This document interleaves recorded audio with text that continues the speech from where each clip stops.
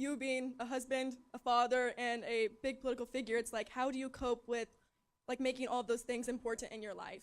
You mentioned a lot, which is, I'm a big fan of Aristotle. Aristotle talked about a hierarchy of the good. When you have a lot going on, this is a good rule for young people. You got to make a hierarchy of what matters most, and you got to prioritize that thing over other things, which means, by definition, other things are going to slip aside. And realize it's not all about you.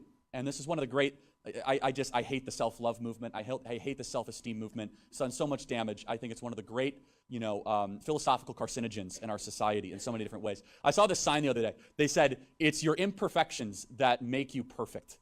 And I thought to myself, I said, well, then therefore, by definition, the more imperfections you have, the better you are?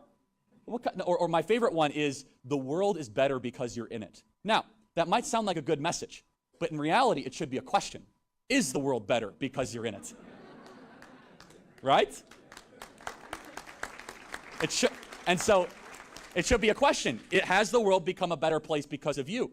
Now, so the idea of a hierarchy of what matters most is not taught a lot to our kids. There's a big lie out there that you could have it all, and that's not true. You can't. You have to make sacrifices.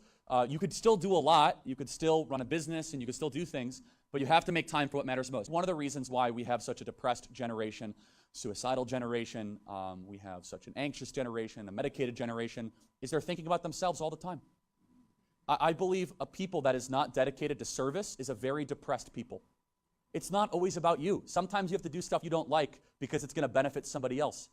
By the way, we just know that scientifically you're a happier person because of that. We know that, regardless of the spiritual implications or the moral implications. And so we have an entire generation that's always asking, how do you feel? How do you feel about that? It's actually quite irrelevant. It matters more about what you're doing.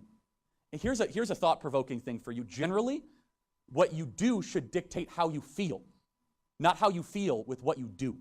That's a good general rule to tell a young person. Another good rule for life, which is self-control is a lot more important than self-esteem. But we do the opposite. Thank you.